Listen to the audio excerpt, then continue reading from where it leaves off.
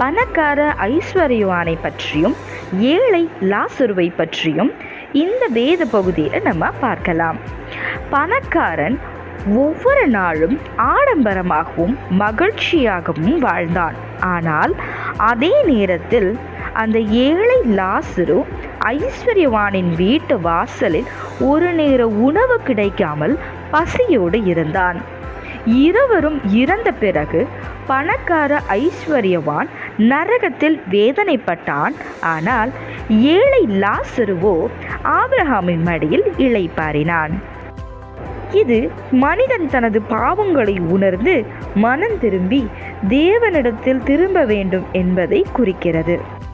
ஐஸ்வர்யவான் இவ்வுலகின் செல்வத்தால் மட்டுமே மகிழ்ச்சியாக இருக்க முயற்சித்தாலும் அது அவனுக்கு நித்திய வாழ்வை அளிக்கவில்லை.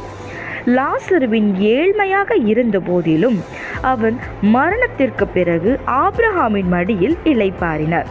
இது ஏழைகள் தேவனுடைய பார்வையில் மதிப்புள்ளவர்கள் என்பதை காட்டுகிறது.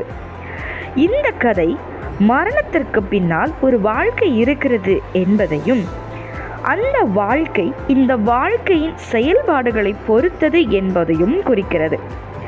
பணக்காரன் இறக்கும்போது மனம் திரும்பவில்லை. இக்கதையை பற்றி வேதவசனம் என்ன சொல்கிறது என்பதை வாசித்து தெரிந்து கொள்ளலாம்.